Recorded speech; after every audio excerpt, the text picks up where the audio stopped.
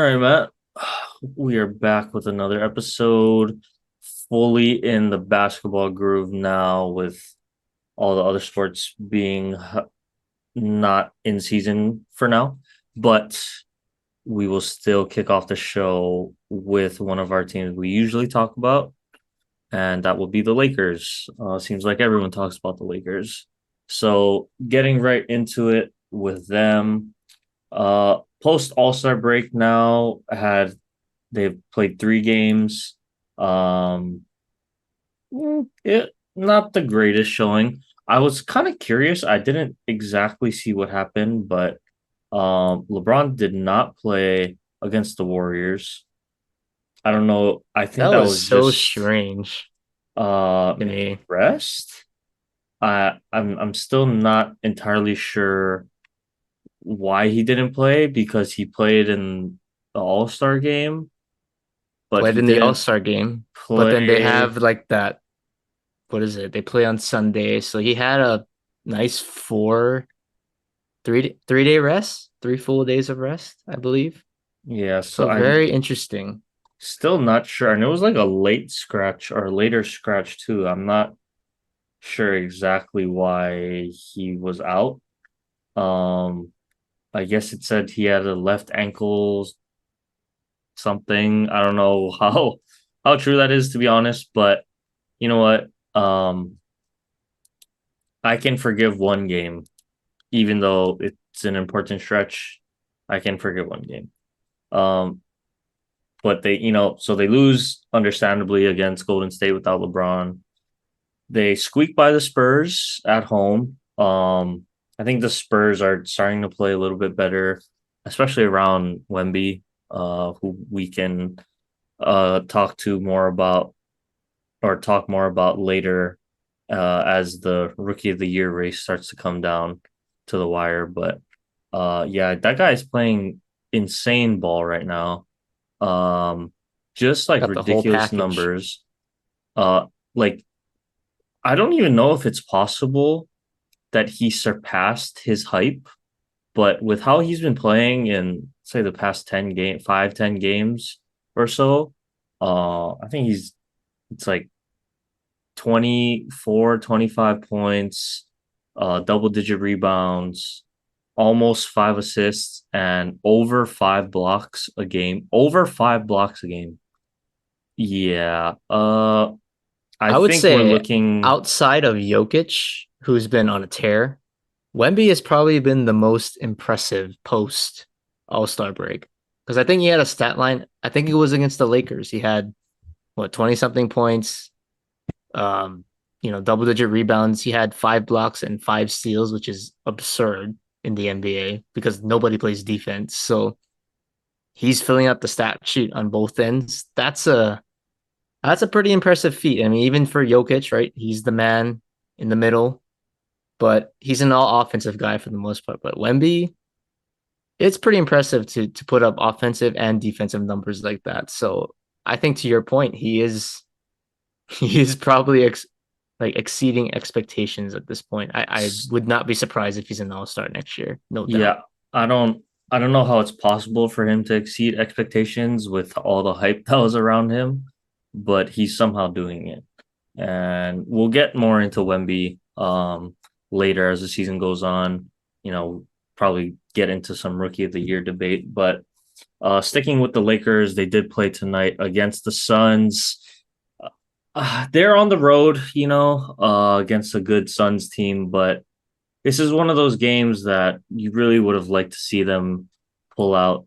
Uh, they did, win the series, I believe, against the Suns, 3-2 now. I don't believe they play them again, the rest of the way. So yeah, we'll take it, but I don't know. To me, this was one of those key games because, like I said, do have a really, really tough stretch coming up. They play the Clippers on Wednesday, and then you're gonna have a string after that, or after the Wizards, of Nuggets, Thunder, Kings twice, Bucks, Timberwolves, and Warriors, all in a row. By the way, So luckily that they have an extremely long homestand. Uh, they play most of those teams at home, and the Clippers game, it's, I mean, not a home game, but they're still, in LA. So to me, I'm really looking at that game on Wednesday as kind of uh, a test, you know, as to where they're at now because I think Clippers playing really good ball. Really want to see how this Lakers lineup, and I think they've solidified it now with their starting five of Reeves, D'Angelo, you go LeBron, Rui, and AD with Tariq Prince coming off the bench and Dinwiddie coming off the bench. That seems like the lineup that they're going to roll with. So going against, a fully loaded Clippers team, I think that's going to be really interesting to see. If Paul George does play, then the Clippers will be at full strength. Regardless, they're, really good with or without him. Um, but yeah, I think it'll be a good test for the Lakers. So we'll be watching that game very closely, just to see how they do against what I have as one of the top contenders in the league overall. So Are you worried that their defense isn't doing so well? Because I saw that they gave up like 45 points in a quarter to the Suns without Bradley Beal. That I mean, I know it's the NBA, right? Like it's a high scoring league now, but to give up 45 points in a quarter, that's a little, that's a little red flag, I think, in terms of defense. Like keep them in the 30s at least, but that it's just a lot of inconsistency in that game. I feel like they're yeah, down big and then they come back and then they get down big again. So and I definitely think, the offense I'm honestly not too worried about. They're gonna have down nights. It's crazy, like 113 now in the NBA is like a down night. But they're gonna have, some down days offensively. I do think they're more comfortable, in their second year playing with each other. They kind of know how they want to play offensively. Yeah, defensively, I am a little bit worried with the loss of Jared Vanderbilt now. And, we didn't do a ton to bring in another wing defender. Maybe it's just gonna be all on Cam Reddish when hopefully he comes back. Probably one of our better wing defenders now at the moment. I mean, Rui has the height, but he doesn't quite have, that lateral quickness to stay with guys out on the perimeter. But yeah, I'm a little bit concerned because, when we went on that run last year, Jared Vanderbilt played a huge part. He's guarding the best player um on offense for the other team. So we don't really have that guy. Probably would have to be Braun. And if he's going to exert himself, you don't want that. yeah, you don't want him exerting himself like that on the defensive end. So I am a little bit worried. It might just have to turn into, gotta outscore everyone, get to the free throw line, because we're not the best 3 point shooting team either. So it's gonna just be a lot of, controlling the pace, controlling the tempo, getting out on breaks when we can. But I don't think we can play like in Indiana or play like a Sacramento, and where it's just get the ball and we're running every single time. I think it's gonna have to come down to LeBron and AD once again, facilitating and dictating the games on both ends. AD really anchoring uh that defensive presence. So yeah, I am a little bit concerned because yeah, just no Vanderbilt. I Yeah, think it's that's a gonna be a huge big one. loss. And even where the Lakers are in the standings, and I talked about it last week. I was like, I would feel confident for you as a Laker fan if they can get most likely they would be in the play-in, but you really want to be, I think, the 7 or the 8 seed going into the play-in. Just having that buffer of a game, I feel like, but to sit in that 9-10 spot, and right now it's looking like Lakers Golden State potentially if things play out. I mean, that's a a winner go home game just to advance in the play-in is pretty tough task. Pretty tough task to me. So I don't know. 3 games. You're behind 3 games from the 7 and the 8 seed right now. It doesn't seem like a lot, but it's kind of a lot in the NBA, I think. Just because it's really hard to make up ground at this stage of the season. So they need to go on some kind of, like I would say 10-4 run at least to give them a shot in these next few games. But they got a tough stretch, like you said. So yeah, it's gonna be tough. It's gonna be tough, I think, just because of the seeding. But the team itself definitely has the potential, I think, to beat anybody. But the ground you got to catch up is it's starting to look a little slim by the game to me. Yeah, I think if they go 5-5 over the next 10, they're still in striking range to catch one of the teams later because their schedule eases up a little bit after these next 10 games, a little bit more winnable games down the stretch. So that's what I'm looking at to go 5-5 here. You know, I don't think they're going to catch Dallas or Sacramento in this in these next 10 games, but after that, if they can just make a push and just squeak past one of those guys, we just need one of them to fall off.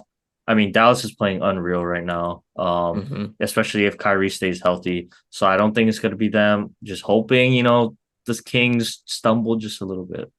Um, but we'll see. Key stretch coming up though for the Lakers. I'll be watching much more of their games here in this 10-game stretch coming up. But going off of that, Matt, why don't we get into some other NBA talk? And we'll start off, since last week we did do our top three contenders. Got some mixed feedback on our contenders but you know what? That's good. We don't need everyone to agree with us anyway. So since we talked about the contenders, why don't we get to some other teams that we didn't talk about last week? And so, Matt, I'll run through, list off some teams here that are in the playoff hunt for sure. And we'll each give our assessment of maybe their floor and their ceiling and what we think about each team. How far could they go or could you see them going? And at the very minimum, how far are they getting? So we'll start in the East. Since we talked about Boston, Cleveland, the Bucks, and the Knicks, those are the four teams we won't be discussing. So next team on that list, the Sixers. So still without Joel Embiid, Matt. A little bit of a tough one here. What do you see the Sixers doing? I mean, everything depends on the health of Embiid. They put it this way: they're not going anywhere if he's not on the floor. I don't care how good Tyrese Maxey is. Joel Embiid is the best player on the team, possibly in the league. So they need him, but I'm going to assume he comes back somewhat towards the end of the regular season. They can kind of get his feet wet a little bit.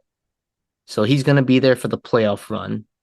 I do think if he's healthy, and it's a big if, I think they could get to the conference finals. I think that's their ceiling. I don't think they're a true finals contender, but they can definitely make a run in the Eastern Conference playoffs. So I could see them going to the conference finals if the cards fall their way.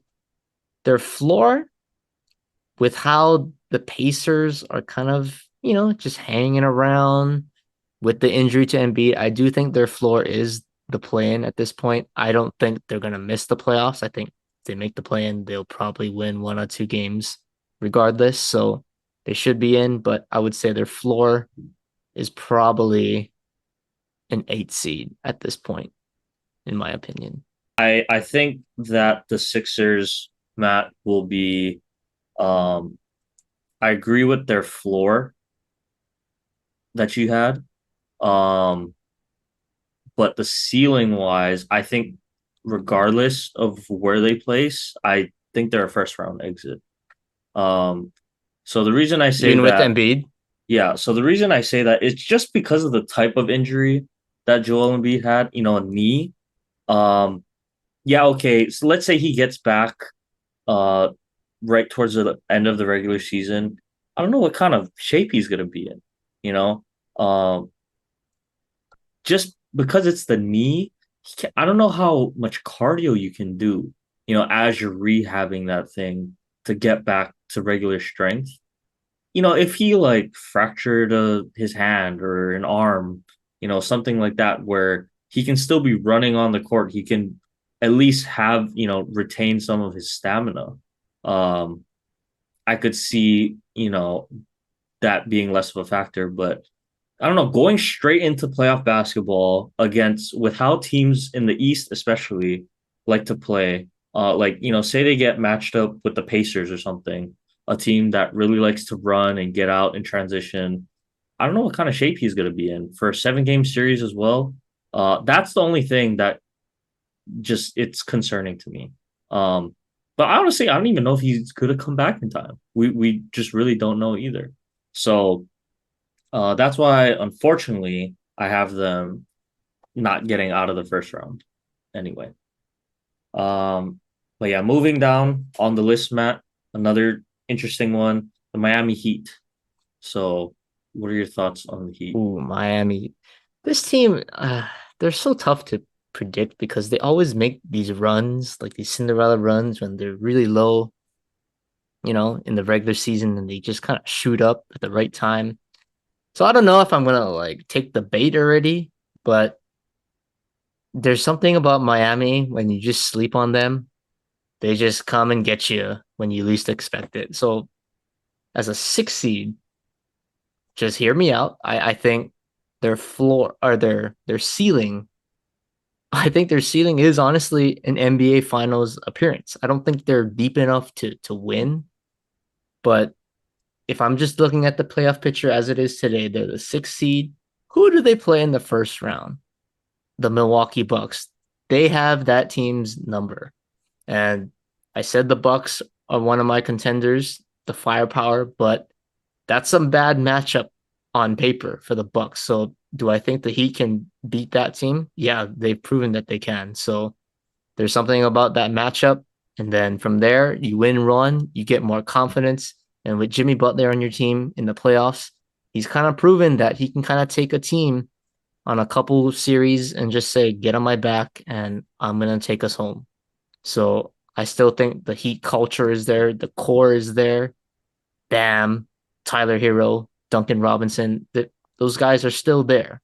So, and they have Terry Rozier, who's a nice player too, gritty, tough-minded player. So I think their ceiling is definitely a finals appearance, but their floor, I wouldn't go as far as the play-in. I think they'll avoid the play-in, but I think their floor is probably a first round exit.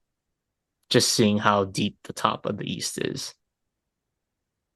Yeah, I agree with you. For the ceiling, honestly, just because something about the East, um, none of the teams scare me. Like as crazy as that sounds, and I should be respecting a lot of the teams, a lot more. But something about Boston, I know they're good. Like I know Boston is good, Matt, and they're great at home. I mean, they're playing just unreal right now. Best record in the league. They got Kristaps, they got Drew Holiday. But I don't know. It's just a weird feeling that I have with Boston. And I don't have that fear factor from the Bucks that I used to, with Giannis and Dame. Because, they've been a little wishy-washy with Doc at the helm. So I do, also see Miami potentially making another run, playoff Jimmy. We know what he's like in the playoffs. And I think the emergence of Duncan Robinson, who's been playing, rejuvenated basketball this year. The addition of Terry Rozier, you still got guys like Jaime Jaquez, to provide a spark off the bench. You give Eric Spoelstra and Jimmy Butler a chance, in a 7 game series for him to be able to. I think Eric Spoelstra's ability to adjust within a game, within a series, we've seen how good he can be, and I agree. I think their floor or their ceiling is a finals appearance. Floor wise, I think I I truly think that if they stay right there, in the middle of the pack, 6-5 seed.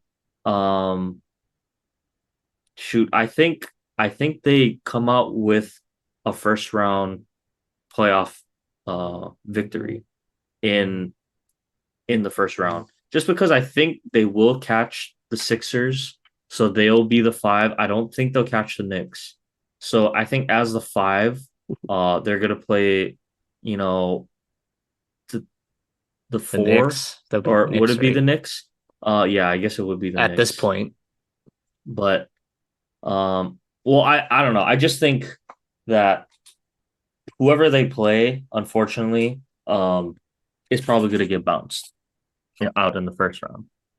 Might be the Bucks. Honestly, I think that's the Bucks' worst nightmare right now. yeah, I think so If too. if the Heat get matched up with them, so yeah, give me the Heat winning their first round. And then we'll go a little bit quicker here, kind of on the bubble teams, because I don't know how far we have them going, but we'll go with the Pacers next. Matt, what do you think about them? Acers. I think their ceiling, like I like Halliburton, but the injuries I'm seeing just not being able to stay on the court consistently has been a problem, I think. And even with the Pacers, I think Naismith has been injured a lot, so they're battling the injury bug. I think maybe, just maybe, if the Sixers fall, with Embiid's injury, they can sneak into a top 6 seed. That would be their ceiling for me. But their floor is definitely a play in.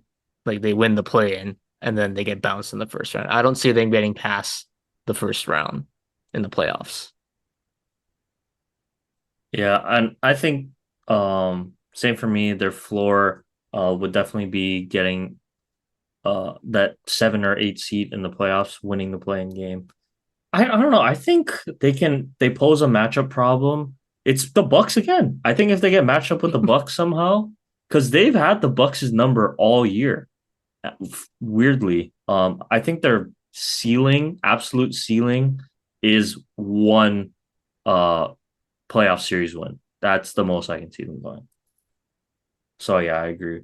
Or I can see them winning one there. If they match up against the Bucks, you don't think they can beat any other team? Well, no. I think they can, but I think just one series. That's all I'm giving them.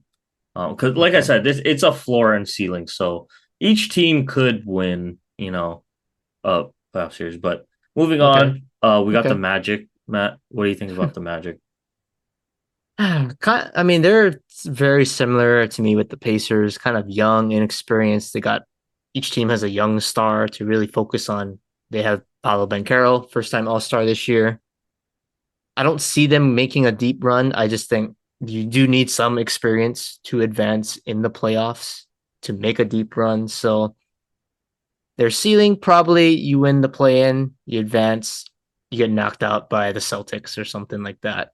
The floor, I think their floor is pretty safe right now. I think they go no lower than the 8 seed. They've got what is that, a 4.5 game lead between the 8 and 9 seed with the Bulls. So I don't see them dropping that much in the standings. So the floor, probably an 8 seed, but I don't see them getting past the play in. Like they win the play in and that's it. They're getting knocked out in the first round. Yeah, I definitely agree with you there for the ceiling. I think they have a chance if they are the 7 or 8 seed. I do believe that their ceiling is they're winning that game. They're not making it any further. Just too much youth. I think they will build around Paulo though. I think he's a stud. Um, so they have a bright future. But the floor is interesting to me, Matt, because I honestly think the floor for them is they don't even make the playoffs at all. I could see them in a 1 game series against Indiana if we're assuming it's Indiana. They lose to them. And Chicago and Atlanta, yeah, they're not the best teams, on paper, but you got a guy like DeMar with a really veteran group around him. Same with Trey. Trey Young gets slept on a lot in the East. but he's proven that he can take down the top dog uh when given the chance. He kind of shows up in the big moments late in games as well. And I just don't think Orlando is going to have enough uh experience. Like you said, Matt, we are both pretty big on experience. So I my floor for them is they lose both of the play-in tournament games and they don't make it in. Wow. Ouch. Yeah. So with that being said, we'll move on to Chicago. What do you think? I mean, I don't think they're gonna go anywhere at this point. They're the nine, probably gonna stay at the nine. So their ceiling is maybe they get lucky, they win against the Hawks in that 9-10 matchup. They win one game, and then I think they lose to the Pacers Magic loser at this point of the season. So they don't even make it out of the play-in. Their floor, it's the same as their ceiling, honestly. They're gonna stay at the 9 seed. I think they stay at the 9 seed regardless. Because Atlanta, they're sitting at the 10, 2 games back, but Trae Young is out for over a month now, which is a long time with the NBA season kind of finishing up. So I don't think Atlanta's going to catch them without their best player. So I think they're pretty comfortably at the 9 spot for the foreseeable future. Yeah, I think I'm just gonna have to agree with you there. Um, yeah, without Trey, I think the ceiling, absolute ceiling, is they win one game. Like I said, but I don't know. No, you know what? Actually, I take that back. I think their ceiling is they win the first one against, as the 9 or the 10 seed. But I think they will keep either the 9 or the 10. And I can see them beating whoever the 7 or 8 is, considering Trey Young is back healthy. But that's it. That's the absolute most I'm giving them in a series. I don't see them going any further. And then the floor, honestly, same thing. Oh, sorry, we're talking about Chicago. What am I saying? Um, yeah, with I was Chicago, following. I was following. sorry, because honestly, it's the same. The Chicago and Atlanta for me, they have the same ceiling, same floor. Um, I think they both can win 2 games in a row in the play-in tournament, but that's it. But I could also, their floor is all they're just both inconsistent this year. So I can also their floor to me is both of them, falling out of the playing tournament. So I think we're pretty yeah, East is pretty clear cut. I think top heavy, Mhm. weaker on the bottom. But The moving West is on, when it gets yeah. a little Yeah, this one's a interesting little bit here. tougher. So we'll move on to the West, which is as usual, extremely close coming down the stretch here. So we did talk about weirdly the Clippers, the Nuggets, the Lakers, and the Suns. So with that being said, I guess we do have to go and address the other top teams, which we did not get to talk about. And that would be the 1 seed Minnesota Timberwolves, Matt. So what do we got for them? They're the 1 seed in the West, in the loaded Western Conference. Their ceiling has to be at least a conference finals for me. You're the number 1 seed. You're going to play every game or every round at home. I think that's a reasonable thing for a young team like the Timberwolves. Ant Man is the guy. Cat is playing like an all star. He was an all star this year, and then Gobert. I think Gobert is they're kind of figuring out how to play with each other with the two bigs. Um, and I really like Mike Conley. I know he's an old vet. He's not gonna do anything splashy, but he's mighty consistent. And you want a guy, a veteran guy in that locker room. He's perfect, perfect fit for that team. So I see the ceiling as a conference finals appearance as a number 1 seed. The floor, however, is I could see them losing in the first round of the playoffs, depending on who the matchup is. Maybe it's the Warriors, the Lakers. I don't know. Those playing teams are pretty experienced with guys who've won championships before, and you're going up against a team that really, okay, yeah, some guys have made the playoffs, but they haven't accomplished anything in the playoffs. So it's that experience versus youth. It's like last year, the Memphis Grizzlies against the Lakers. youth versus experience, and experience won. So I think their floor is definitely they go one and done in the playoffs against a veteran team. Yeah.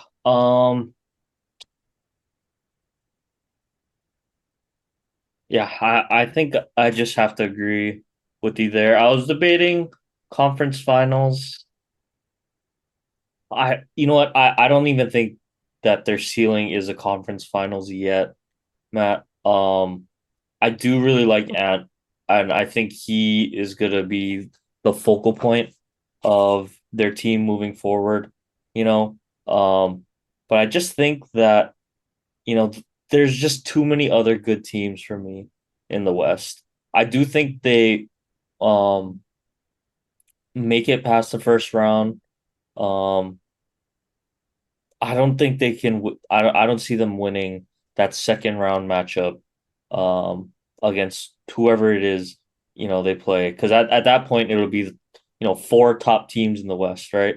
So I just don't see them coming out against whoever is left. Unfortunately for them, but the floor also, like you said, Matt, with just how the West is, still got the Lakers, you still got the Warriors, and the other two teams are tough too. Yeah, record doesn't mean as much, I feel like, anymore in the West. So I'll agree with you there that yeah, the floor is probably first round exit. Um, but yeah, moving on to the Thunder, Matt. What do you think about the Thunder? Ooh, I'm kind of in the same boat as what I said about the Timberwolves. Right? It's a young team, not too much playoff experience. They got a veteran guy at the trade deadline in Gordon Hayward, but how far is that youth gonna take them? Because the playoffs is a totally different story. They got a guy, right? And Anthony Edwards for the Timberwolves, Shea for the Thunder. He's a top five player in the league, honestly. Possibly. You can argue that. But just like the Timberwolves, I think their peak, their ceiling is the conference finals. Just because they have the opportunity to play at home for 2 rounds in the playoffs. And I think home field, I should say home court advantage is a huge thing in basketball, just with the crowd noise. It makes a difference. And OKC, that's one of the most raucous crowds that you can be behind. So you have them at home. I think they're good enough to make a conference finals appearance. I don't say NBA finals because I think there's other teams out there like the Nuggets, the Clippers that have the experience that can take that over the top. But I see them making a deep run potentially. But just like the Timberwolves, I could see them losing in the first round easily. It really just depends on the matchup and these playing teams. They have so many like championship experienced teams with veteran leaders that know how to win. And that's a scary thing if you're a young team going into the playoffs. So I definitely could see their floor as a first round exit. Yeah, I think weirdly I agree with the floor, but the ceiling, I don't know why, but I trust them a little bit more than the Timberwolves. I don't know, I just think that their offense flows a little bit better. And they just put up more points, you know. Um, and so I think the Timberwolves defense is what's gonna carry them, you know. But uh when you double Ant, who do you got?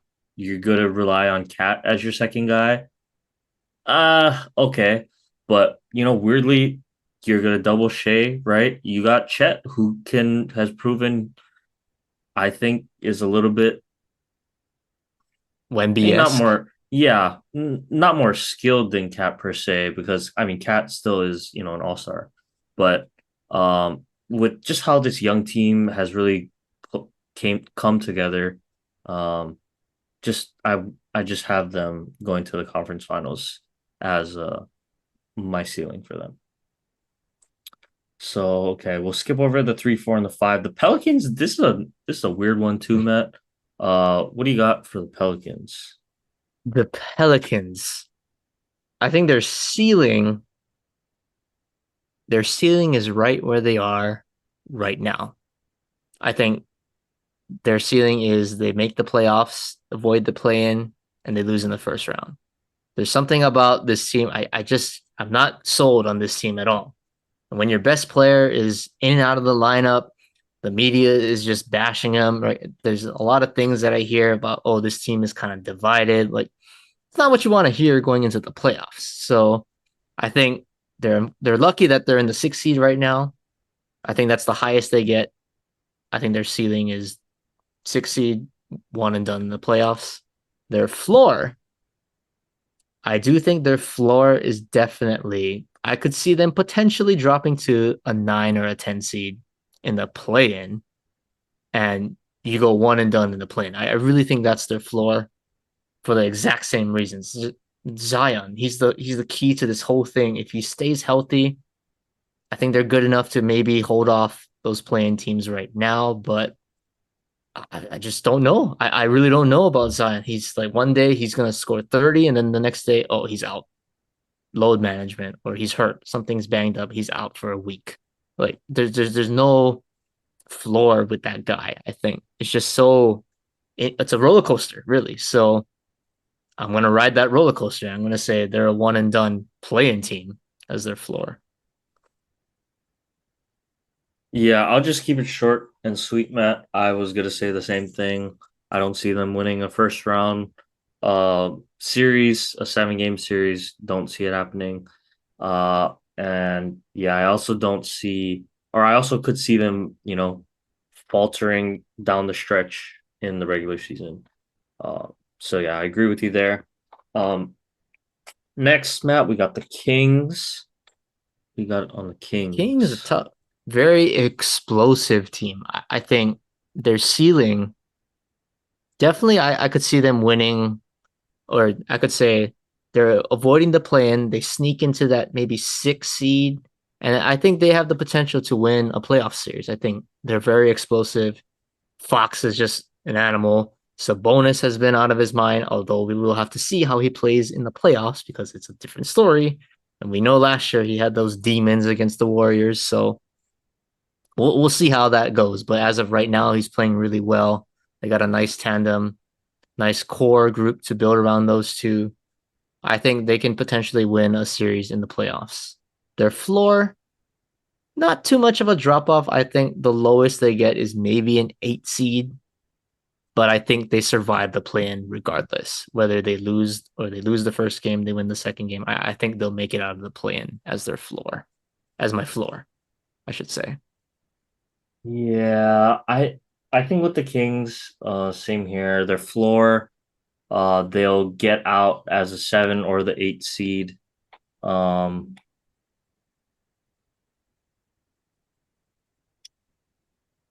you know, man, no. See, this is so. These are tough. This is These this these is the play-in tough guys are one. tough, man. Oh, okay. Well, okay, we're talking floor and ceiling, so I think honestly, I'll just make it easy. Seven, the Kings, the Mavs, and the Warriors, obviously their floor is gonna be them getting, bounced out of the playing tournament. Because out of the four teams, 7 through 10 right now, I could see any possibility happening, honestly. Whatever two teams move on will not, it won't be a shocker. Um, so I'll just keep it simple. Kings, Mavs, and the Warriors, their floor is getting bounced out in whatever order it may be.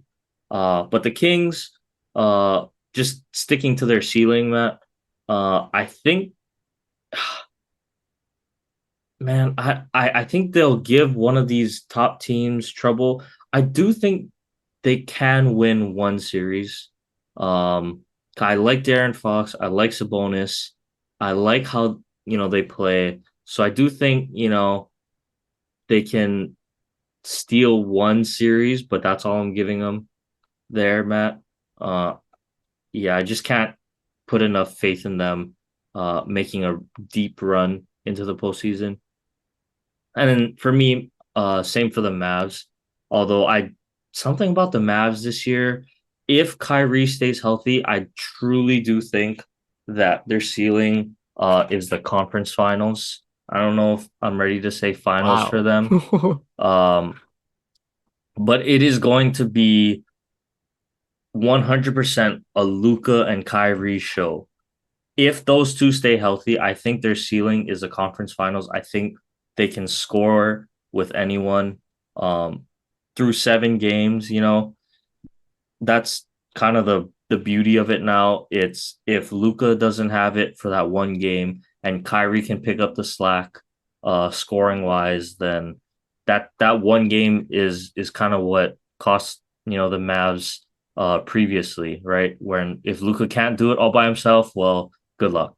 But now it's kind of like he has Kyrie, and I really do think that if they stay healthy, they can make it to the conference finals, but they'll run out of steam there. So that's what I got for the Mavs. Okay. I'm not gonna go conference finals for the Mavs. I'm gonna be like the Kings. I think they can potentially get one series just because of their offense alone. It's just ridiculous at this point. But I'm a guy, I still think you need a defensive presence somewhat. And I'm not seeing it solely too much. Maybe Derek Lively is kind of like their answer that he can be a rim protector, but I don't know. I don't know who I'm gonna get on the wings that can stop guys like Kawhi, KD, Paul George, LeBron, Steph. So it's hard for me to give them more than that, but I do think they have the firepower to win a playoff series. Like you said, the floor, I definitely could see them being bounced out in the play-in. They could drop potentially to a 9, but not farther than that, I think. But they could lose that game and be out of the play-in for sure, just like that.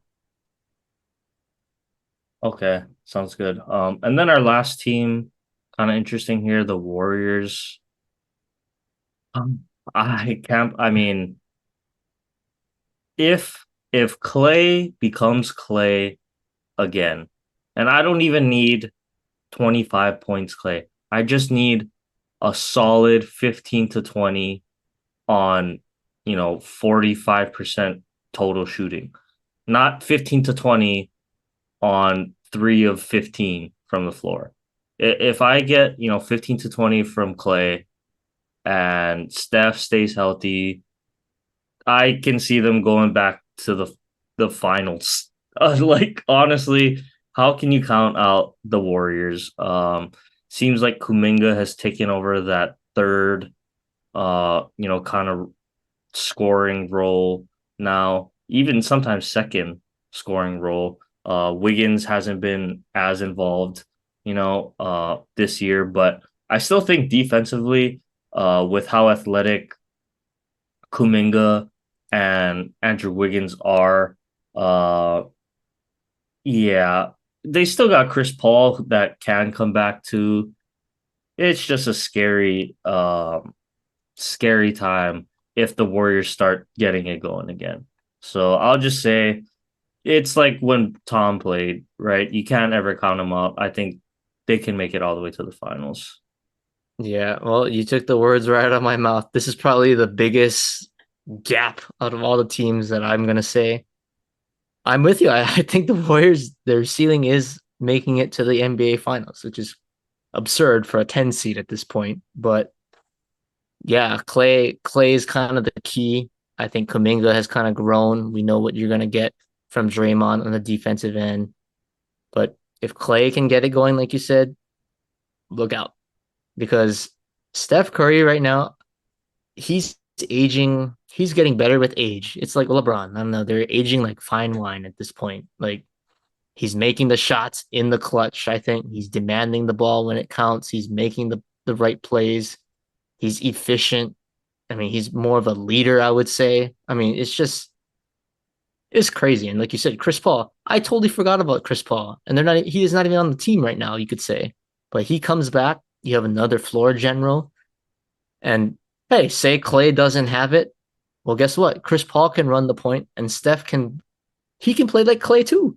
Like he can be a two guard and run off screens and get open threes. So it's like they have so many ways to beat you, I think. So it's a scary team. scary team. But their floor, they are the 10 seed. They could easily lose one game in the play-in and be out of the playoffs for good. So yeah, I think that's the biggest gap that we've had. Finals and knocked out in the in the play-in and one and done. Yeah, So yeah. crazy how deep the West is this year. I Yeah, will say this though, the NBA is drooling right now if they get this play-in matchup. Like you get LeBron, say KD goes to the play-in, like you get LeBron, Steph, KD, Luca. Like, oh my goodness, the NBA would be just throwing a party in their office. yeah, yep. Well, guess we'll see how it plays out, Matt. But I think that was a pretty good run of the other teams. So, that one kind of long. So, why don't we move to our next topic then instead? Um, UH basketball. What updates do you have for us for our basketball team? Well, UH had one game this weekend on Saturday against their rivals, Long Beach State. A tough one because Long Beach was fourth coming into the game. UH was sitting at six. So UH does win 75-63. They actually don't gain any ground. But, a win is a win. They kind of just keep stabbing off that elimination, from not potentially making the Big West tournament. But it was a fast start, I guess you could say, because Justin McCoy was just a beast, honestly, in the first half. He finished the game with 26 points. He was aggressive. He was going inside using his size, which is what I've been crying for him to do. And he's finally been doing it over the past couple of weeks instead of just camping out on the 3 point line. So I don't know. I think the offense is gonna go through him at this point. He's kind of shown me that he can score from all levels at this point. He's a 85% free throw shooter. So if he gets fouled, I got faith in him that he can knock it down. But he was really the key offensively, getting us going. Um, Noel got going kind of late in the second half, as I guess you could say per usual. But the one thing that was a little concerning when I was watching is they had a big lead in the Long Beach. They started pressing UH and they really struggled against breaking the press. And they really did just survive the game, literally. I mean, I think if the game was another 5 minutes, they would potentially lose this game. There was no answer for the press. Um, Even Juan Munoz kind of struggled with the press. UH was getting into their offensive sets with like 14, 13 seconds left. So I don't know how many times they shot the ball with under 2 seconds left on the shot clock. And it's like bad shots, chucking up step back threes or contested shots, very high, low percentage shots. And it kind of shows for some of these guys. Right? Munoz was 3 of 11. Like, that's not a good stat line. 2 of 10 from three. So he's not being able to create separation. So I just think that's the one area that I was like, this is going to be a problem because if teams watch this, I would literally do this if I was UC Davis on Thursday, who they play next. Press them, make them get into their sets late and just hope that they take bad shots. And I think they're capable of going on cold spells as we've seen this year. So that's the one area I think Ganot needs to fix. But a win is a win. They do go on the road next week. Their last road tour of the season. They go on the road to play UC Davis and UC. I think it's Riverside.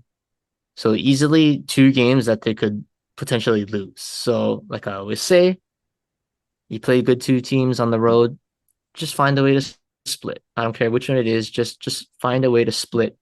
And then you come back home for your last two games and you win both of those. So if you can finish this last four games 3-1, I think that's a good way to go into the conference tournament. But they had one game this week, so they went undefeated this week. So that's a good sign, I think, for the Bobes.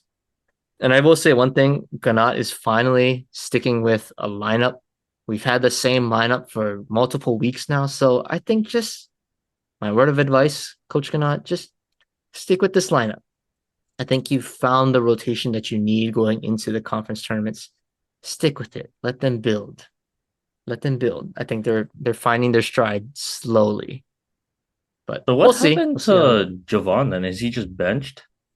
So interesting because he was hurt, so he had a shoulder injury. He was out for a couple weeks, but he played like a little bit this game. Like he came in with maybe like 2 minutes left in the first half. I thought like, oh my god, he's dressed. Like I saw him dressed. I thought he was gonna play, potentially start, but he sat on the bench the whole first half, and then he came in, 2 minutes left, and then yeah, he wasn't really playing. From what Ganat said on the post game radio show is that he's working his way back slowly from his injury. So I don't know if it's like they just have the training wheels on for him yet, but yeah, he's coming back from an injury. I think he's gonna get his way back in the rotation somehow. I don't think he's gonna start though, however, so I think it's gonna be cutting into Cody Williams's minutes potentially.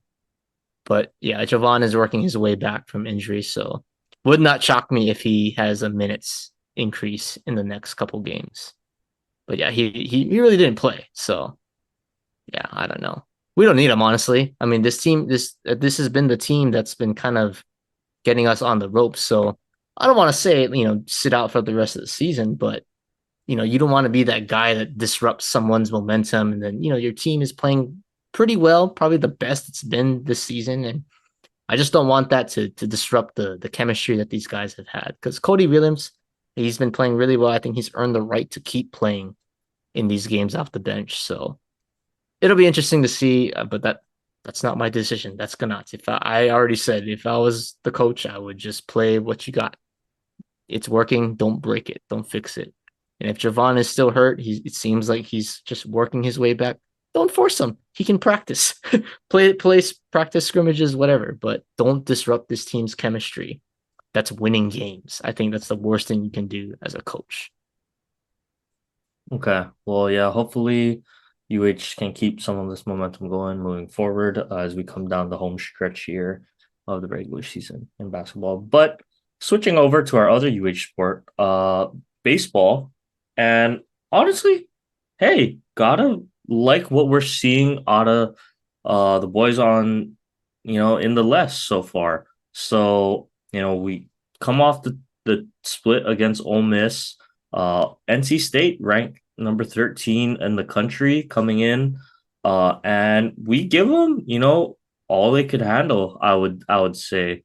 Uh, we did drop the series, only winning one, but hey, we got a win in there and we're competitive, fairly competitive in the other two games, more so that last one um that got stopped due to time or something like that. I don't Crazy, I even know. uh, really understand. I didn't even know they're calling it like a curfew or something. Yeah, they had to catch their flight back home, so That's they were gonna miss crazy. it. So I was like, what the heck? Like, why don't you guys start the game earlier? Like Yeah, I that's don't. dumb. And it's a close game too. Like, oh really? Like UH is on a roll at that point. So Yeah, so that's an come on, interesting one. NCAA, do better. I can't. Yeah, that's. I don't know what happened there, but that was an interesting way to end that series. But I mean, seems like we can hit this year. I think that's probably going to be the recipe for success. Yeah. Um, we're just gonna we if we can hit with everyone, hey, maybe you never know what can happen, right? Come conference play time. But I gotta say, so far I'm very impressed with playing two big name schools off the jump. Granted, it's at home, but hey, for them to put up this showing through our first 7 games, Matt, I think there's a lot to be encouraged of moving Mhm. forward, and I'll be looking forward to this season for sure. Yeah, I mean, the one thing I'll say about UH that was impressive, I mean, I think they were going to win by playing small ball, right? Manufacturing runs, which is really what their identity is. They don't have guys that's going to hit like 20 home runs a season. They got some big guys, but not true power home run hitters. So they're going to have to, take the extra base, move guys up, gap to gap. But the one thing that I really am liking so far about this team is the resilience. I mean, I went to that Friday night game, the high scoring, ridiculous shootout, but they were down, 17-8, 17, like they were down, or maybe like 14-9. The game was like kind of slipping away, but they came back. They crawled back. They made it interesting. They had the bases loaded in the bottom of the eighth, right? So you grand slam away from being, within a run. And then, you fast forward the next game, they end up winning, but they were down. They rallied in the bottom of the eighth. Like they take the lead. Third game, same thing, right? They're down early, but they come back late. Maybe, we don't know because they stopped the game, but maybe they win that game with the momentum, how they were coming back. So I just think if you have a resilient team that's just not going to quit, that's going to bode well for you in the long run. And you're doing this against number 13 in the country, and you did it against Ole Miss, who's in the SEC, arguably one of the best powerhouse conferences in college baseball. I mean, they're not projected to be a top SEC team. I think they're more on the bottom half, but still, nonetheless, it's a very impressive showing. I think if you can keep showing resiliency, especially in conference play, which is all that matters at this point, this team can make a run. I don't know what the rules are for the Big West tournament, but I think it's top four. If you finish top four in your conference, you have a chance to play for the conference tournament, and then obviously you win that, you go to the NCAA tournament. So for this team, yeah, I think it's growing on the state of Hawaii, which is nice to see because we haven't had baseball excitement really, I would say, since Colton Wong was here, and that was 10 years ago. So it's good to see. Good to see the local boys kind of putting baseball back on the map in the islands. Yep, always good when baseball is big here. Um, but yeah, hopefully they can carry this momentum into their next games and then into conference play. So we'll keep an eye on them as we go on. But let's get to our last big sporting topic here, Matt. So spring training underway now. I mean, I don't even watch the regular season, so I'll tell you how that should tell you how much I watch spring training. Like I said, how, with baseball, yeah, let me know when it's August, right? Because I mean, I'm spoiled. I'm a Dodgers fan. You're spoiled too, in a sense, although it's been a little dicier on your end, with making the playoffs and everything like that. But hey, let us know when it's August. That's when games start to really pick up and have a little bit more weight and meaning to it. But this is assuming your team is going to handle business in April, May, June, July. So yeah, a little bit of a spoiled baseball fan take there, but spring training underway, Matt. Yankees, Juan Soto looking pretty good. I think there's excitement around this team now. But what do you think? How are you feeling as a Yankees fan, kind of going into spring training now? I mean, I feel better than I did at the end of last season, obviously, and even in the off season, right? I mean, we're kind of seeing these pieces come to play, just seeing how these guys, I mean, the wins and losses really means nothing to me in the preseason. Just stay healthy, get your reps in.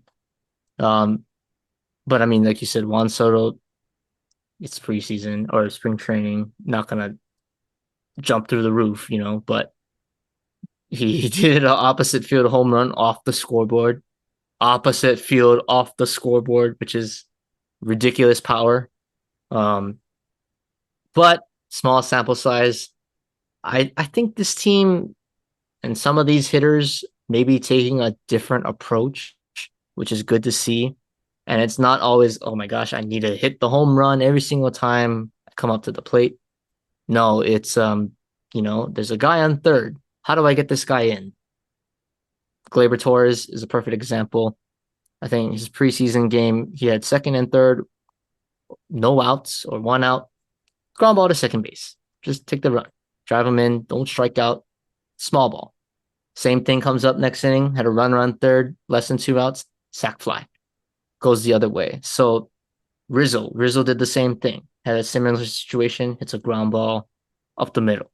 So if I see those guys take that approach, we're going to win a lot of games because we're that good offensively where, yeah, the home runs are going to come, but you just cannot leave those guys on base, especially with less than 2 outs. That's what honestly can make or break your season from making the postseason and not making the postseason. So if these Yankees hitters can continue to build on that approach, practice those situations in spring training, I think this offense will be just fine. Verdugo is, he's getting his stride going. The pitching has been a little, like, okay, that's a little bit of a red flag, but that kind of brings me back to the point where I think we're one starter away, and I'm so dumb, I guess you could say, but I always fall for the media bait, and I'm like, gosh, if we just get Blake Snell, this team is locked and loaded, and then you can go in the trade deadline, fill in a reliever, just pieces here and there. You don't need to make the big splash. You need to make that one sneaky move that nobody really talks about, but it's a good move. A solid reliever in your bullpen, something like that. But you can get Blake Snell and really solidify the rotation. Oh man, that's going to be huge. And hey, those guys are signing right now. They got to sign soon. So I was wrong. I thought he was going to sign by the end of the week last week, but I'm just waiting. It has to be this week, right? He has to sign this week with somebody. So I'm just crossing my fingers at this point that it's with the Yankees and it's a short-term deal, so we don't get stuck with that bad contract. But hey, Blake Snell's out of options at this point. He's got to make a choice, and what better place to compete for a championship than New York? So yeah, I'm excited. Good start so far to spring training. And the young guys are playing well. Spencer Jones looks like the next Aaron Judge. So good stuff so far in spring training. I believe Yamamoto is in line to start for the Dodgers tomorrow. And I think Shohei is set to make his debut as well. So I'm sure it'll be a extremely packed spring training game for the Dodgers. But kind of crazy, Matt. You know, looking at this team now, we did make a move today. Margot traded to the Twins. Thank you for your service. But Service of what? we One also game? do but we get to bring Kike back, which I think is a huge piece. Yeah, for his utility role, but just the energy that he brings to that Dodgers clubhouse, fan favorite. He brings the energy to the stadium, to the fans, and I just think he's a great guy to have in the clubhouse when honestly, there's going to be a lot of pressure this year, and there will probably be some time, when this team starts to feel it a little bit, whether it's, down the stretch of the regular season or, at some point in the postseason. I think he's a good balance because I think, Freddie, pretty serious, guy, he handles his business really well. Mookie, he's not the most verbal guy, but you can tell he's a, solid presence to have in the clubhouse. Shohei as well, we know what kind of demeanor he's going to bring. So having, guys like Kike, I think it's going to be good for the team to kind of provide a little bit of juice in the dugout. And so excited for that. And yeah, Matt, I mean, honestly, this team, pitching wise, arguably the best, you know, starting roster in baseball, I would say. Um, Yamamoto, we'll see how he pans out because it's funny. I believe he's actually the youngest Dodger on the projected roster, which is He's kind of 25. crazy. Yeah, Is he's he 25. 25? So I looked him up actually. He's only 2 days older than me. So that's kind of crazy to put into perspective because I mean he's 5'10, like 180. So he's like only 2 inches taller than me, 2 days older than me, and he's pitching for the Dodgers. So it's like, Could have been you. man, like, yeah, it's a little sad to think about how I didn't get blessed with the genetics or health to be able to play baseball at a professional level. But anyway, I just think that's interesting. Yeah. But Yamamoto, if it's him or Glass now at the one, yeah, just any version of that 1-2 punch is gonna be fun to see. Couple that with Bobby Miller, who I think is gonna have a great year. You know, really get to grow without all the pressure that he's gonna have to feel of carrying this team like he did in the playoffs. And then you got Clayton Kershaw on the back end, kind of rounding it out. I don't know if Walker Bueller is going to be ready quite yet. We'll have to see. But we also have some of the young guys as well. So yeah, feeling really, really good, Matt, about this team. And I can't wait for opening day because I will be watching that opening week at least. Um, It's a late just game in Korea when they play the yeah. Padres. Well, I will try to watch then. How about that? But yeah, excited to see uh how this team plays out. But Matt, last topic here. So one of the big free agency signings happened, was it today or yesterday? Like early Yes, like yesterday, I believe. yesterday. Um yeah, Cody Bellinger rejoins the Cubs. 3 years, $80 million. So pretty good contract size for Cody, I would say. Just under that $30 million a year mark. Um, I think he was gonna get a fairly good deal, but I think this is almost a best of both worlds case for him because it's a 3 year deal. But he also has opt outs after the first 2 years. So, maybe he was looking for a long term extension. Cubs weren't really ready to quite bite on that. So I think he has more time to get himself another prove it deal, and then turn maybe this season if he plays at that same level into another 8 year something like that contract with another team. So happy for Cody. I think it's a good move for the Cubs, but I don't know if it's gonna how much it'll move the needle per se for the Cubs, but I still think this was a key signing in getting him back. So um yeah, Matt. Other than that, why don't we just wrap up with a really, really quick game here because the MLB came out with their top 10 players heading into this season. So I'll just run from 10 through 1 and then we can give who we feel would be in our top, we'll say top 5, not top 10. But at 10, we got Julio Rodriguez. 9, your guy Garrett Cole. Number 8, Yordan Alvarez of the Astros. Number 7, your new guy Juan Soto. Number 6, Corey Seager. At 5, we got Freddie. 4, we have Shohei. Surprised he was at 4 there. 3, your main guy, Aaron Judge. 2, Mookie Betts, and 1, Ronald Acuna. So, Matt, with that being said, uh, I don't know, the top 5 pretty solid. Would you change anything? What do you think? Ooh. See, the only thing that makes it tricky is if Otani, like I'm assuming they did this ranking that he's not pitching Mm-hmm. this year because I guess theoretically he has to be one if you can do both. But in the case that he's not this year, like it's just hard for me to put a DH as a top five player. Like I just don't not hating on him.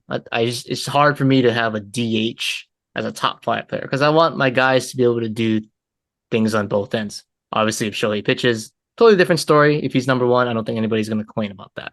But physical limitations with his injury, I can't put him in my top five. So, with that being said, I would have to move up Juan Soto to five. Like I would put Soto over Seager, in my opinion. So you move Freddie to four, from five to four, and then you bump up Soto from 7 to 5. The top three, yeah, you can debate it all you want. I got no problem with Acuna at 1. Dude had a ridiculously historic season. Mookie and Aaron Judge. I mean, it's your choice, right? None of the, I don't think. Yeah, did Mookie? No, Mookie didn't win MVP. So it's like, nah, pick your poison, right? But Mookie, the one thing I like now, he has that defensive versatility. I think that's a huge thing um, to be a top player, right? You're good defensively. Obviously, we know what he does offensively. So I got really no problem with the top three, but yeah, I would go those three. Acuna at one, Betts at two, Judge at three, Freddie at four, and Juan Soto at five, just because of Shohei's injury limitations this year. Yeah, I mean, I agree. He'd have to have like an immaculate year hitting. Like I'm talking what Judge did when Like he won. historical Yeah, year. Yeah. historic.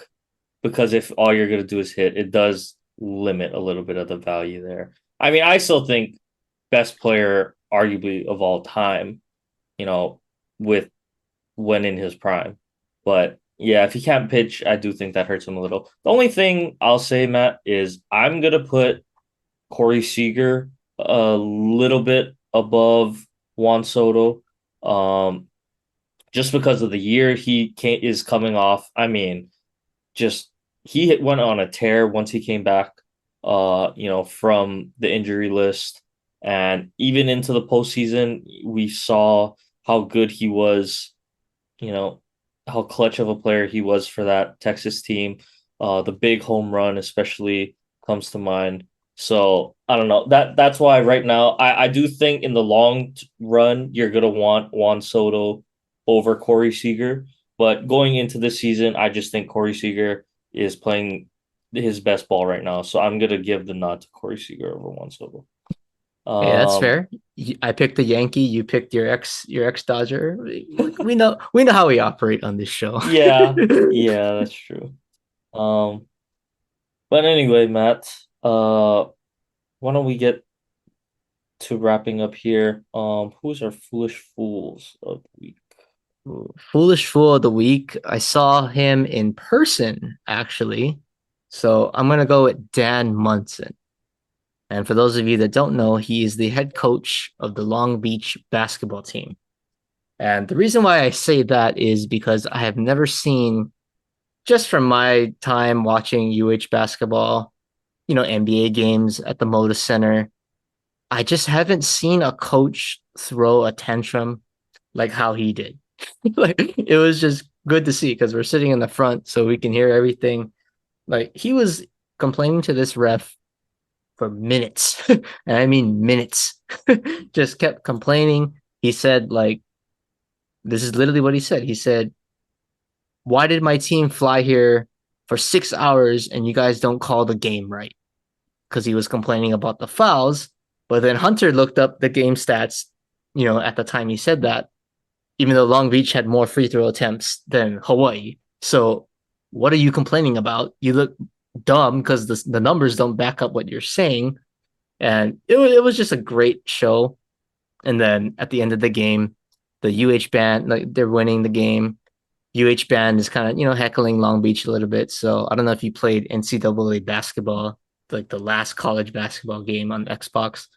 They do like a chant where like the students yell, warm up the bus, warm, like if your team is losing. So they were doing that chant. And Hunter and I, we played that game all the time. So we were jumping in there, like, we were yelling, warm up the bus from center court. And then they were looking at, well, I don't know if they were looking at me, but they were definitely looking at Hunter because he was the loudest one there.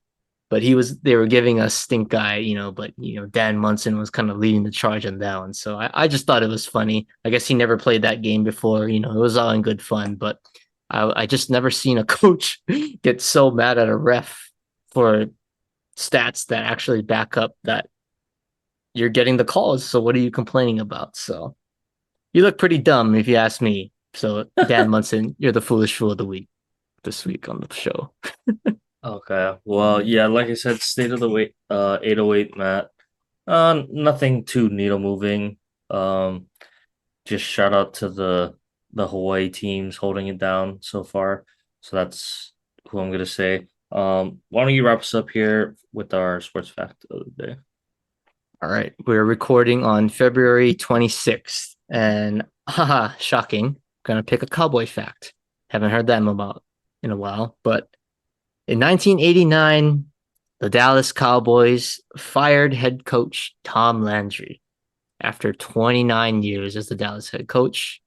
And then we all know what happens next. A guy by the name of Jimmy Johnson eventually takes over, brings on the triplets, and then this team goes on to win 3 more Super Bowls. So from Tom Landry, he passes the torch to the next great Dallas coach in Jimmy Johnson. But yeah, he was let go today after 29 years. Crazy. I don't think we'll ever see that again from a coach coaching 29 years for a team in the NFL. Mm-hmm.